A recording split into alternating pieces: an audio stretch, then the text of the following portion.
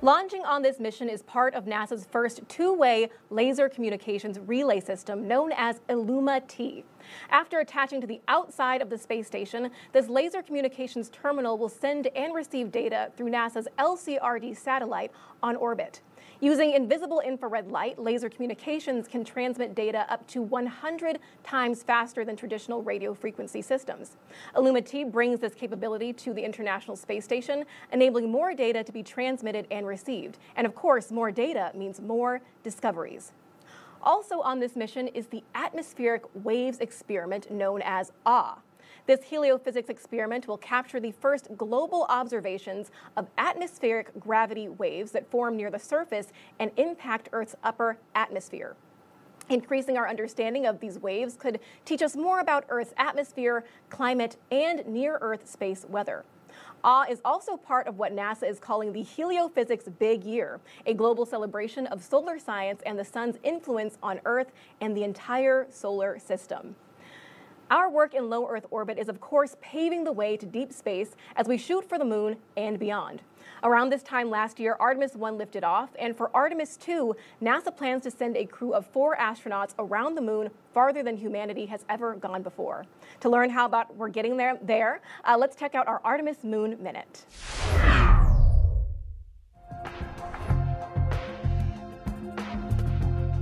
Preparations for NASA's Artemis 2 mission are underway at Kennedy Space Center.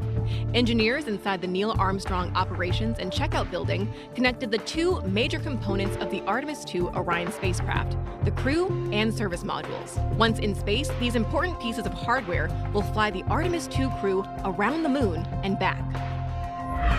The 10 solid rocket booster motor segments for the Artemis 2 Space Launch System rocket arrived by rail at Kennedy, traveling from Utah across 8 states in specialized transporters.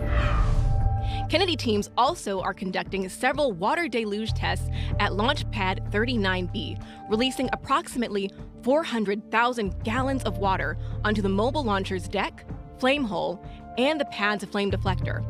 By helping to deflect overpressurization and suppress the sound produced at liftoff, the water deluge system is critical for protecting the crew, rocket, spacecraft, and pad structures during launch. That's your Artemis Moon Minute. The Artemis missions intend to land the first woman and first person of color on the moon, and these goals are characterized by NASA's graphic novel, First Woman. This is the fictional story of Callie Rodriguez, the first woman to explore the lunar surface. Her struggles and triumphs were inspired by the lives of many real NASA astronauts, like Jasmine McBelly and Laurel O'Hara, who are part of the current space station crew.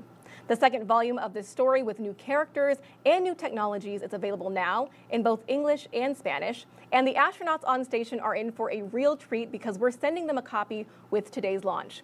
You can follow Callie's adventures on NASA's websites and our social media. Now we're just about T-minus 14 minutes and counting from liftoff of CRS-29 from both NASA and SpaceX to the International Space Station. So let's bring back Jesse now to tell us more about SpaceX and their efforts to explore the moon, Mars, and beyond. Jesse? Thanks, Jasmine. As many of you may already know, SpaceX's ultimate mission is to make life multiplanetary. To get us there, we've been developing a fully and rapidly reusable transportation system called Starship, the most powerful launch system ever developed and designed to carry passengers and cargo to Earth orbit, the moon, and planetary destinations like Mars. Starship's first fully integrated flight test back in April provided numerous lessons learned that directly contributed to several upgrades to both the vehicle and ground infrastructure to improve the probability of success on future flights. Our second flight test could launch as soon as mid-November, pending regulatory approval, which is just around the corner. This next test will debut a hot stage separation system and a new electronic thrust vector control, or TVC system, for Super Heavy Raptor engines, in addition to reinforcements to the pad foundation and a water-cooled steel flame deflector, among many other enhancements. Building bases or even cities on Mars will require huge amounts of cargo and eventually crew. So we're designing Starship from the beginning to carry hundreds of tons of cargo into space and be able to refuel in orbit. Before Mars, Starship will play a key role in the exploration of the moon. We're providing the lunar lander, which will return astronauts to the lunar surface for the first time in more than 50 years under NASA's Artemis missions. With the ability to deliver cargo and people to the lunar surface, we'll be ready to help humanity build a sustainable presence on the moon and learn how to live off-world before the next steps to Mars. Today, however, we are going a little closer to home with our Dragon spacecraft, where all of our learning on human space transportation began. And all the work and advancement we continue to make with Dragon in low Earth orbit will continue to pave the way for our future deep space missions with Starship. And now I'll turn it back to Jasmine at KSC to take a look at one of the payloads flying on today's mission. Jasmine? Thanks so much, Jesse. Yes, on today's mission, we are launching seeds from the Choctaw Nation of Oklahoma. And here to tell us more about the Growing Hope Initiative is Jacqueline Putman. Thank you so much for being here, Jackie. Halito and Chachakama, Jasmine. It's very nice to be here. My name is Jacqueline Harjo Putman. I am the coordinator for Choctaw Nation of Oklahoma. This is National Heritage Month, so this is Native American Month, so this is a very important month for us. We're sending up our traditional seeds in this. We're very, very excited about this. These are seeds that came down the Trail of Tears. These are seeds that were sown in the hems of our ancestors' garments, so they knew when they left Mississippi that they would have to have food to start over. So they had the forethought, and they would have never dreamed where we're going today. Right, Jacqueline, there's a lot of emotional significance to these seeds. Absolutely. So can you tell us about, you guys are going to plant them at Jones Elementary. How are these going to inspire the next generation? Oh, this is exciting. When they come back, what we're going to do is take them to Jones Academy. It's a Native American school that we have. And they're going to plant them. We're going to do the STEM program. We're going to do a side-by-side testing for what has been on Earth, what's gone out of space, do a comparison. We're getting these kids excited about science. We want to get new astronauts. We want them to know they have a future. That this is something that they can do. This is not out of range. Right. That this is something that they can have as well. Exactly. Jacqueline, we actually showed some pictures on screen of the different things that are going to be planted. What seeds, what kind of seeds are you sending? We're sending our traditional Tanchi flower corn. It can grow up to 20 feet tall. We've grown it to 18.5 feet. This is what we grind up and make our banaha bread. Mm-hmm. We're sending our Choctaw sweet potato squash. It can last on the shelf up to a year, tying manganese, magnesium, zinc, vitamin A, and iron. And this is hoping foods that will hold the astronauts will hopefully take and grow themselves because they last. They're good for you. So and then we have our Tanchi. We have our Smith peas. We have Chukvi peas. These are just really prolific peas that do really well indoors, outdoors, and they're high in iron, and they're really prolific. So we're really hoping that they'll put these to use because that is awesome. Jackie, how are you going to incorporate this into the STEM curriculum? Well, actually, what we're doing is we're building a new garden. We've been talking about building a brand new garden over at Jones Academy for this program so we could have extra produce for the kids in months. So we're very excited and very honored. That is fabulous. Very poignant. Very good timing for this. Thank you so much, Jackie Putman. So this science and all the science launching today is made possible by the International Space Station, which celebrates 25 years of operation this month. Here's a look at some of the highlights from the past few decades on the orbiting laboratory. The ISS is the most incredible wonder of the modern world.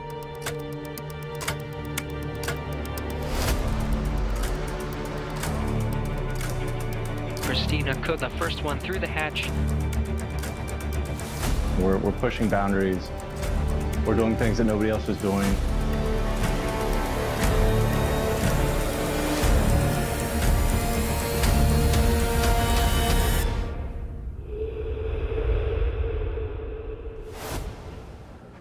To learn more about the space station turning 25, keep an eye on NASA's social media channels for a video series debuting this Monday, November 13th.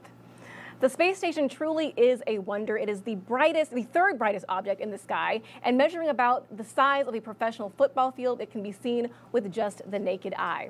As it orbits the Earth at over 17,000 miles per hour, NASA is making it easier than ever for you to spot the station.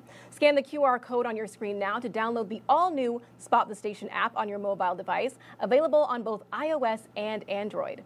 The app alerts you when the station is passing over your hometown and even lets you track its location in real time. Right now, there are 7 people living and working on the space station, making up the Expedition 70 crew. This expedition began on September 27th, and the team represents several international agencies: NASA, ESA, JAXA, and Roscosmos. During their long-duration stay in low Earth orbit, they will research heart health, cancer treatments, space manufacturing techniques, and more to benefit life on and off the planet. CRS-29 is expected to dock to the space station this Saturday. That's November 11th at 5:20 a.m. And NASA astronauts Jasmine Montbelly and Laurel O'Hara will be monitoring the operation to ensure all this cargo is delivered safely. All right, we're marching towards launch at T-minus 7 minutes and counting for liftoff of CRS-29. So let's bring back Steve here on Florida's Space Coast and Jesse live at SpaceX headquarters in Hawthorne, California, to walk us through the final moments of countdown and liftoff. Take it away. Thank you, Jasmine. It is just under 7.5 minutes until launch, and the SpaceX team is working no significant issues, and the vehicle is healthy. Weather is 100% go for T0, and the range is ready to support today's mission. At this point, Rocket Propellant 1, or RP1, fuel is completely loaded on the second stage and nearly complete on the first stage. Liquid oxygen, or LOX, loading is currently underway on both stages and will complete at the T-minus 2 minute mark. We just heard a call out for engine chill. We're also loading helium gas into both stages. Falcon 9 uses helium as a pressurant to backfill the propellant tanks, as liquid oxygen and RP1 are consumed by the Merlin engines during ascent. Helium load began before the broadcast went live and will continue to top off until about a minute and a half before launch. And SpaceX performed that engine chill just a few seconds ago, around T-minus 7 minutes. That's when the team flowed a small amount of liquid oxygen at minus 297 degrees into the Merlin engine's turbopumps. And you may have heard the call there. Stage 1 fuel load is complete. They're basically doing that engine chill. They're basically prepping the propulsion system for the full flow of liquid oxygen. And by doing this, they avoid a thermal shock to the system, and that ensures that engine startup goes well. Dragon also began its startup sequence at T-minus 35 minutes when it coordinated timing with the Falcon 9 rocket. The spacecraft is currently undergoing vehicle health checks. It'll enter terminal count at about T-minus 5 minutes, with the next big step just a minute before liftoff, when Dragon will transition to internal power.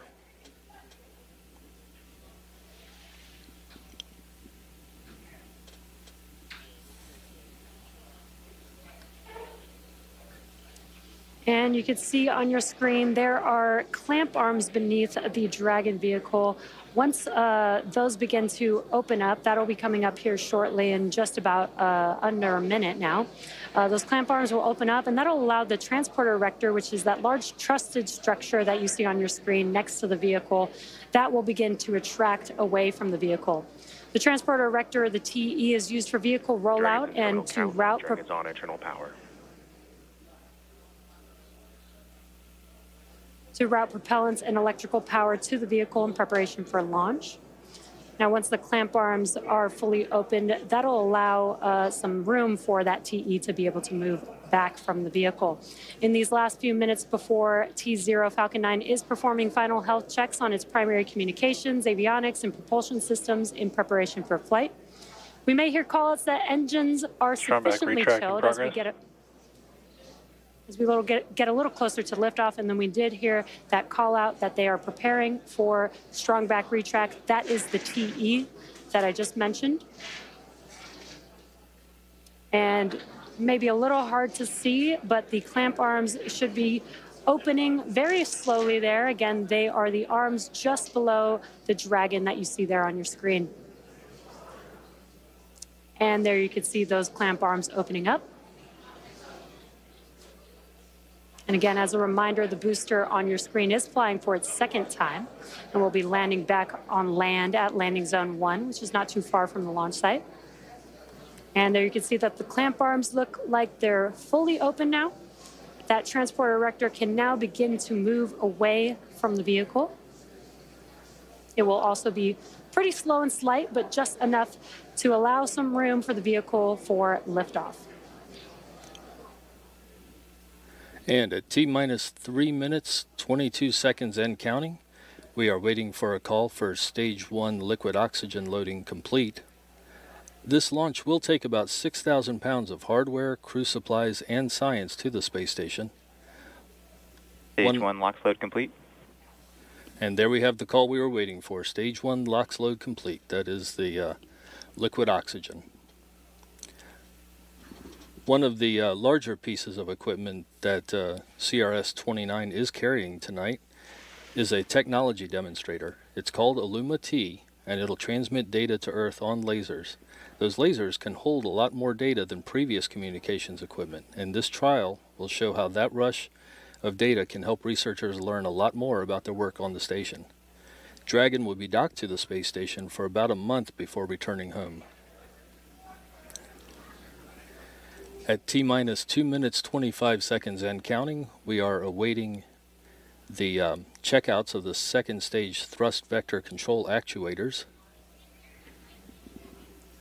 And this is often referred to as an engine wiggle test. This is when SpaceX moves the thrust nozzle on the second stage slightly to make sure the guidance software and hardware is ready for flight. SpaceX does the exact same test on the first stage engines just seconds before ignition. Stage 2 LOX load complete. And great call out there. Stage 2 LOX load is complete, which means that propellant loading is now complete on both stages of the Falcon 9. Dragon is also performing its final health checks to make sure that all the vehicle's primary systems are ready for its rendezvous with the International Space Station. You may have noticed that there's some white clouds around the vehicle there on your screen. Those clouds are normal.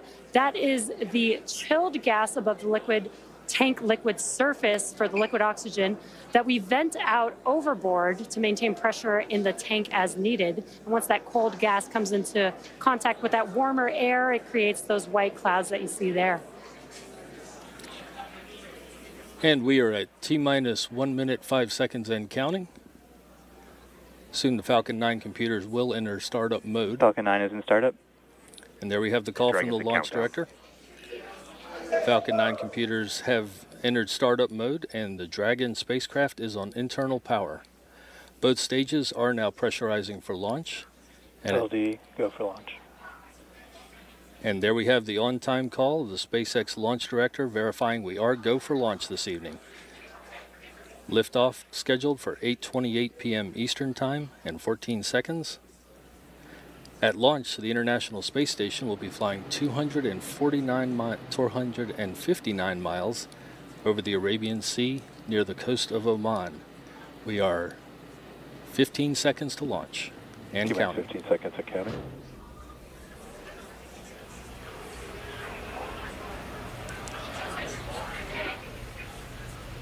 T-minus 5, 4, 3, 2, 1, ignition, liftoff.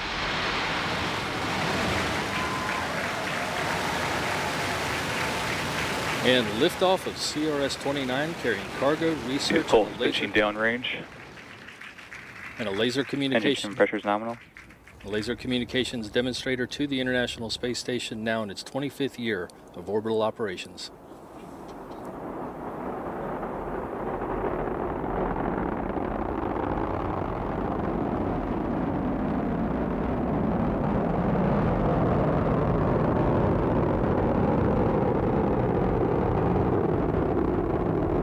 Nominal power and telemetry.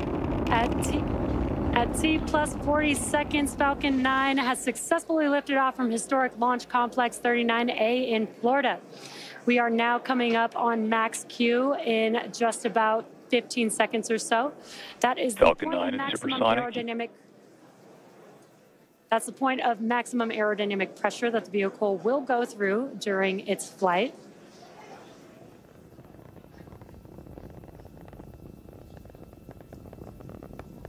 Max Q. And great call out there. We have passed through max Q. Now with that, we have 5 events coming up that will be back to back. First will be main engine cutoff. Main engine is that what you see on your screen. Those 9 Merlin engines are lit up right now. But we will have MECO, which is main engine cutoff. And that's where we'll shut down all of those engines that you see there on your screen. That'll slow the vehicle down in preparation for the next event called stage separation, which is where the first and second stages will separate from each other. Then the first stage will perform a flip to head back to our launch site for landing, while the second stage continues to light its Merlin vacuum engine to boost Dragon to low Earth orbit during SES-1, or second stage start 1. And the last event will be the first stage, starting up its 1 minute long boost back burn. Again, those events are coming up here in a few seconds. Main engine cutoff, stage separation, stage 1 flip, second stage engine start, and the boost back burn for that first stage vehicle. Nico. Stage separation confirmed.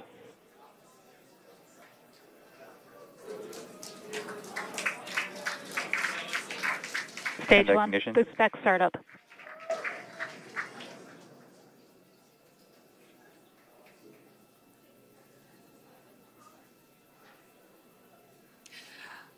Love those views on your screen. You could see stage separation with the first stage heading back to land, and the MVAC engine on your screen lit up. And on your left-hand side there on your screen, you can see the first stage in its boost back burn. Some really awesome views there. On your right-hand screen is a view from the second stage looking at the MVAC engine.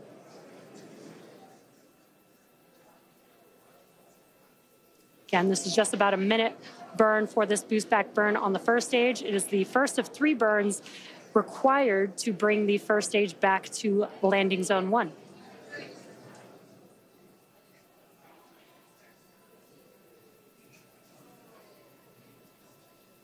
Stage 1, boost back shutdown.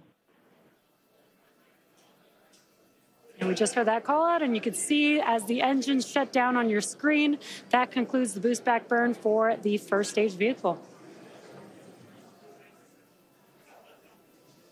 If you're just tuning in, you're watching a live webcast for the 29th commercial resupply mission to the International Space Station for NASA. This is SpaceX's 81st mission for 2023 and the 6th and final Dragon flight to the International Space Station this year. We lifted off from Kennedy Space Center's Launch Complex 39A just about 4 minutes ago.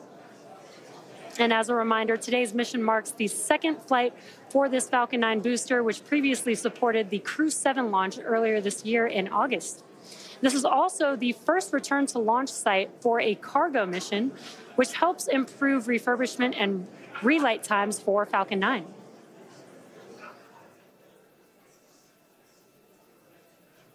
And what you're seeing on your screen, again, is a live view on the second stage, looking at the MVAC engine there. For the first stage, in order to make its way back to landing zone 1, it does have a couple more burns to execute. The next burn is the entry burn, and that's where we will relight Vehicles 3 are of on the a 9 nominal trajectory. Merlin. Great call-outs there. Nominal trajectories for both vehicles. The entry burn is where we will relight 3 of the 9 Merlin 1D engines. This will help to slow the stage down as it re-enters back into the upper parts of the Earth's atmosphere. Then the third and final burn will be the landing burn. That is a single engine burn. The center E9 engine helps bring the vehicle speed down rapidly just before touching down on the landing zone. And again, the M1D engines have about 190,000 pounds of thrust, which is just enough lighting 1 engine to touch down for landing today.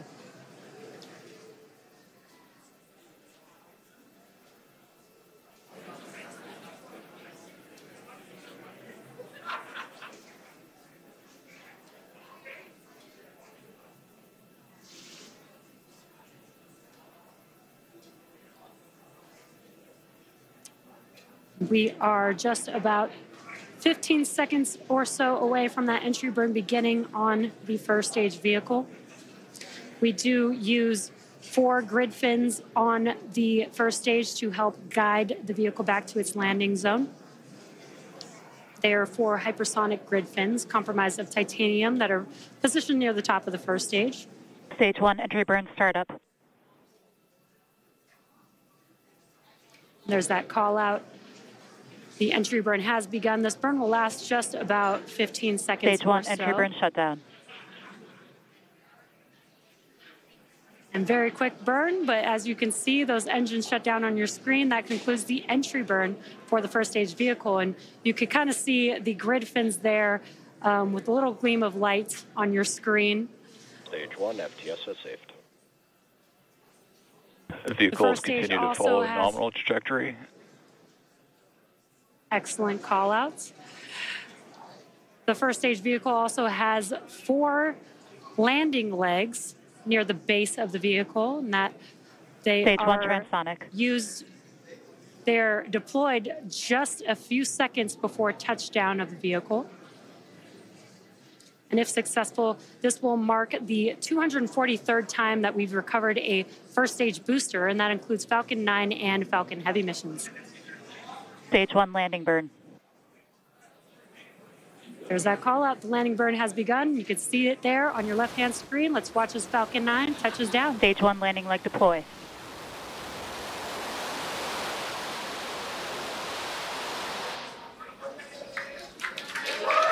Stage 1 landing confirmed. And an awesome sight to see. As you can see, the Falcon 9 first stage that supported today's mission landed for its second time and has previously supported the Crew 7 mission in August earlier this year. This marks the 238th successful landing for an orbital class rocket. Now, next up in a few seconds, just about 20 seconds or so, will be the shutdown of the MVAC engine that you see ignited there on your screen. That event is called SECO, or Second Engine Cutoff, and that'll be the first shutdown of this MVAC engine.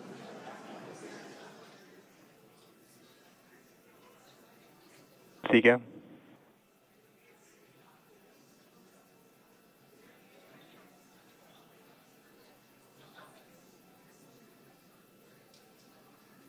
Nominal orbit insertion. Great news. We have just had SECO and heard a confirmation of good nominal insertion. At T plus 9 minutes into the mission, we are coming up on the last major task for Stage 2, commanding separation of Dragon, which is a couple minutes from now. We expect to have a live video of Dragon separation from the trunk looking back at Stage 2. CRS-29 will be joining the Crew 7 vehicle currently on orbit. So we'll be back to having 2 Dragon spacecraft docked at the International Space Station. As for cargo, today we will be delivering more than 6,500 pounds of science, research, crew supplies, and vehicle hardware to the orbiting laboratory and its crew. And to date, SpaceX has sent and brought back over 300,000 pounds of crew and cargo to and from the space station. Again, the Dragon separation from Falcon 9's second stage should be coming up here in just about a minute or so. And as a reminder, this is the second flight for this Dragon capsule, having previously supported Crew 7's trip to space in August. Today's flight also marks the 21st reuse of a Dragon vehicle overall.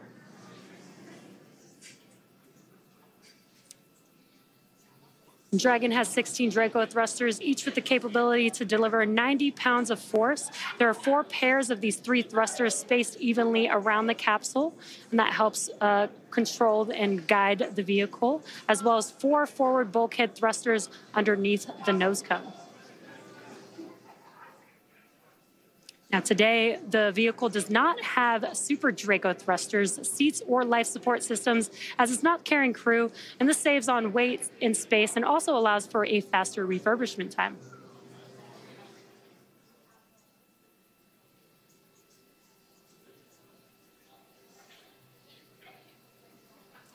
Now, while initial designs of Dragon carried solar arrays extended outward from the trunk, the cylindrical structure located directly behind the Dragon capsule, the current Dragon has these arrays fixed directly to the trunk. And you may see a dark side of the trunk and a light side of the trunk. The dark side is those solar panels, while the light side is a radiator to help keep the spacecraft cool. Once the Dragon capsule reaches the International Space Station, it will be able to autonomously dock using its navigation sensors, centerline camera, and light detection and ranging, or LiDAR, equipment. The Dragon capsule is connected to the trunk beneath it via the trunk claw and connects thermal control, power, and avionics system components between the trunk and the capsule. And another fun fact, once on station, Dragon can serve as an extra module for science payloads lacking room on the space station, which we refer to as Extend the Lab. Dragon separation confirmed.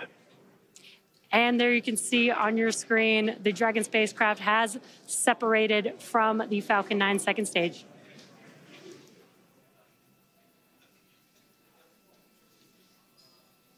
Now, if you're just now joining us, you're watching a live broadcast for the 29th commercial resupply mission to the International Space Station for NASA. This is SpaceX's 81st mission this year and 6th and final Dragon flight to station for 2023. We lifted off just about 12 and a half minutes ago from NASA Kennedy Space Center Launch Complex 39A in Florida. And coming up in just a few moments will be the nose cone opening for the Dragon capsule.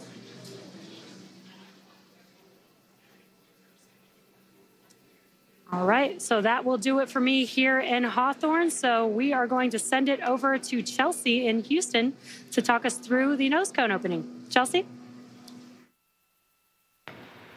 Thank you, Jesse, and welcome back to the International Space Station's Flight Control Room. I'm here with continued live coverage here in Mission Control Houston. We got a view of launch up on the monitors here in the room, and just like you saw at home, the Cargo Dragon spacecraft is making its way to the space station as we speak. As Jesse explained, the spacecraft has already gone through a number of milestones.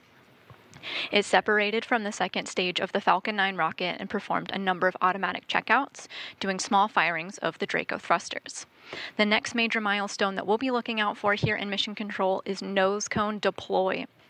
We already got confirmation that these latches, the things that are attaching the Dragon nose cone, are starting to come off. This is a process that's going to take a couple of minutes, and then that nose cone will begin to pop off. So let's talk a little bit about why we want this nose cone deployed. The nose cone protects the docking hardware that is needed to attach the Cargo Dragon spacecraft to the space station for its 1-month stay, so nose cone deploy is a critical step in our timeline today. The nose cone also unveils 4 forward bulkhead thrusters, which Dragon will use for its major burn maneuvers to catch up with the space station.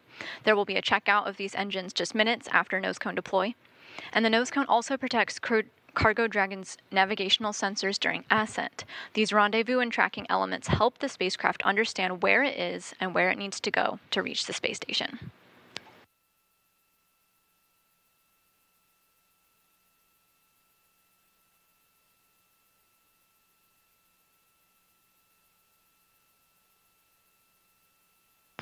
So overall, the nose cone is there to protect the docking hardware, the forward bulkhead thrusters, and the rendezvous and tracking elements during launch. And now the nose cone is in the process of opening up so the spacecraft can use those elements. There are 2 sets of 6 latches positioned around the docking ring, so 12 latches total need to be unlatched before the nose cone can swing open. This could take a couple of minutes to complete, and once they're open, then the nose cone will start to slowly swing open. This is a process that could take an additional 5 minutes, and we hope to get live views of this from the Cargo Dragon spacecraft later on.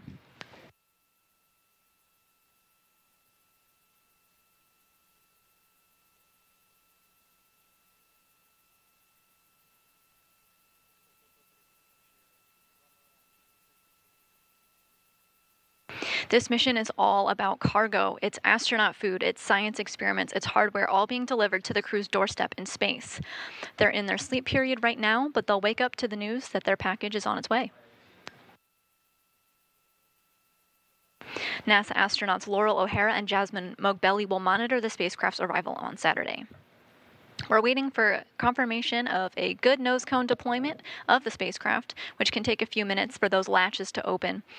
But after the nose cone is open, Mission Control will continue to monitor the spacecraft's journey, including a scheduled phase burn that the Cargo Dragon will perform autonomously.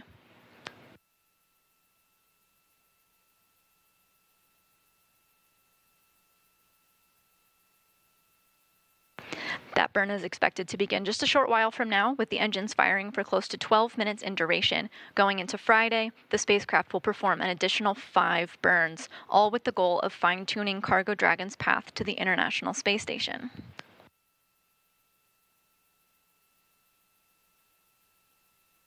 Moving on to early Saturday here in Houston, the spacecraft will be in the vicinity of the space station. A team here in Mission Control will work closely with SpaceX headquarters in Hawthorne, California. They'll monitor as the spacecraft autonomously moves through the steps and checks required for docking. Today's Cargo Dragon will be parked in the space station's Node 2 forward port. Node 2 is also known as the Harmony module, and it has been unoccupied since NASA's SpaceX Crew 6 crew departed the space station in September of this year. The Crew 6 spacecraft was a Crew Dragon. Its departure brought NASA astronauts Steve Bowen and Woody Hoburg home, along with their crew members Sultan Al-Niyati and Andrei Fadjayev. But in its place will be today's Cargo Dragon when it docks on November 11th. NASA's Anna Schneider will be here in Mission Control with live coverage of docking Saturday morning. But this spacecraft has a lot of milestones to hit before it arrives, including the opening of the nose cone. It's a step that the spacecraft is working on right now. We're waiting for confirmation that all 12 latches around the docking ring are open. And those rings are open and the nose cone is starting to open up. So you're getting the view from the inside of the Cargo Dragon spacecraft. We're looking at the nose cone now. This is the very tip of the spacecraft, the tip of the rocket you were looking at on the launch pad. This is the nose cone opening up, and right underneath it we'll get a view of the vacuum of space.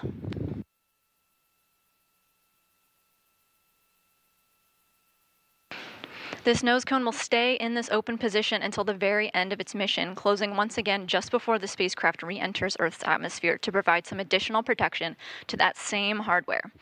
This Cargo Dragon spacecraft is expected to return next month, undocking from the space station's Harmony module in early December, bringing back science experiments and other supplies back to Earth.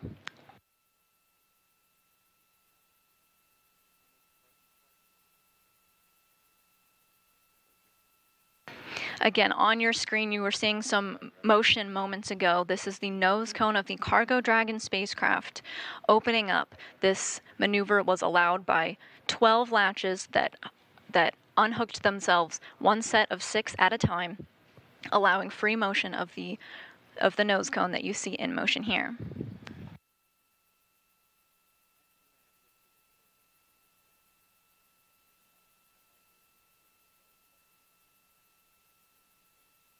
This nose cone deployment started just almost 7 minutes ago, and now the nose cone is opening and we're looking at the vacuum of space from the point of view of the Cargo Dragon spacecraft.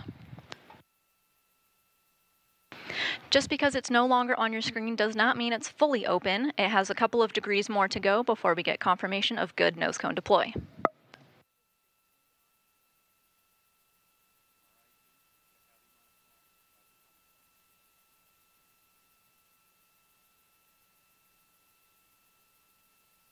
As a reminder, opening up this nose cone allows for access to the docking hardware underneath, critical for the Cargo Dragon spacecraft to attach itself to the space station. It also unveils the forward bulkhead Draco thrusters and navigational sensors that Dragon will help to understand its position in space and also make it find its way to the space station.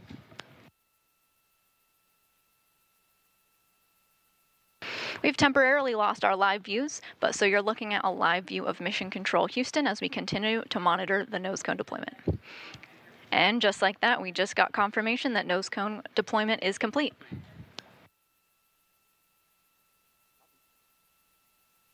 This is a critical milestone for the Cargo Dragon spacecraft on its way to the International Space Station.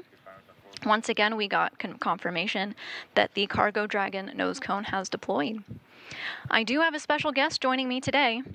Joining me on the phone is Christy Depletion, Deputy Manager of the International Space Station Integration Office. Christy, are you with us? I'm here. Thanks, Chelsea. Christy, awesome launch today. I want to ask you a couple of questions about Dragon. So when it arrives, the crew schedule gets increasingly busy with science and research. Can you tell us some of the important work that they'll be doing? Sure. That was a beautiful launch. Oh my gosh. And the booster landing was amazing. So the crew is very busy when it arrives. They're actually very busy even preparing for Dragon before it docks. The crew talks with payload developers to prepare for experiments they'll be doing. They also have a conference with our inventory and stowage officer to discuss the cargo being delivered and any changes to how they'll execute the unpacking and packing plan during the 30-day mission. The crew then does prepare for docking and ingress, and once Dragon is docked, the crew will perform their leak checks before they open the hatch. But yes, once Dragon arrives and the hatch is open, the crew gets right into work, and we'll begin working on some of the experiments that were launched. One of these that I find interesting is from the European Space Agency called cerebral aging. It's a study of the effect of spaceflight and durability in space on cerebral organoids. An organoid is an artificially grown mass of cells or tissue that resembles an organ, so in this case, the brain. The overall goal of this experiment is to study the aging process in cerebral organoids derived from normal individuals and those patients with accelerated aging that may or may not be displaying hypersensitivity to UV radiation conditions, similar to what living organisms are exposed to during spaceflight. So this experiment will help us learn more about the effects of space conditions on our brains as we prepare for even longer duration space flights. And of course, the crew will be busy unpacking Dragon, and they are always excited to get the fresh food. As you mentioned earlier, we have some holiday-type food the crew can enjoy, like turkey, cranberry sauce, cheeses, and chocolate. So I think they'll enjoy that a lot. A reward for their hard work. Some science and some goodies. Sounds awesome. So looking ahead, 1 month from now, Dragon has completed its mission. Can you share some of the hardware or research that Dragon is going to bring home back to Earth? Yes, that's a great question. Our return missions are very important, just like launches are.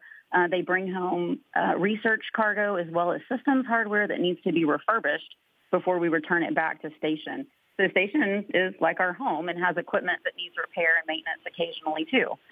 We are planning to return a few items on this flight for repair, including a resisted exercise device flywheel that provides the forces to simulate some 1G exercise for the crew. Another is a camera assembly that provides video feedback during our on-orbit robotic operations. And we're also returning the hardware that is part of the environmental control system for the plant habitat for repair. So this control unit keeps an eye on the humidity and other environmental factors within the plant habitat. So if you've seen pictures of tomatoes or peppers recently from station, they may have been growing in that facility.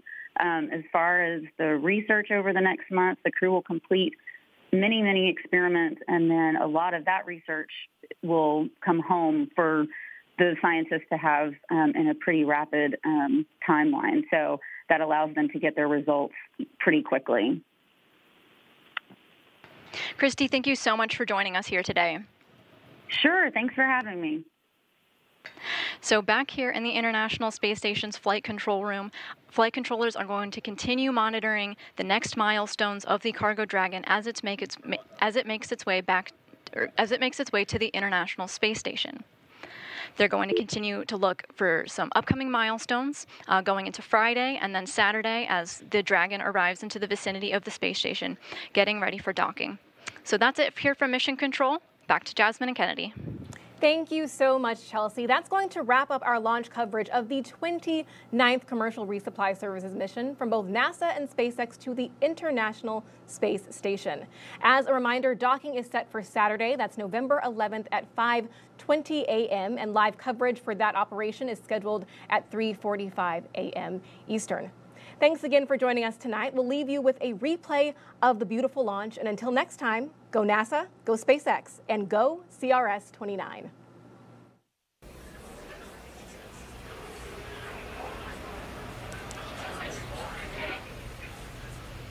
T-minus 5, 4, 3, 2, 1. Ignition. Liftoff.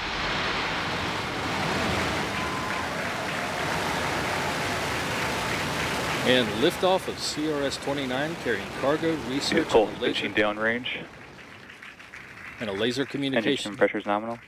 A laser communications demonstrator to the International Space Station now in its 25th year of orbital operations.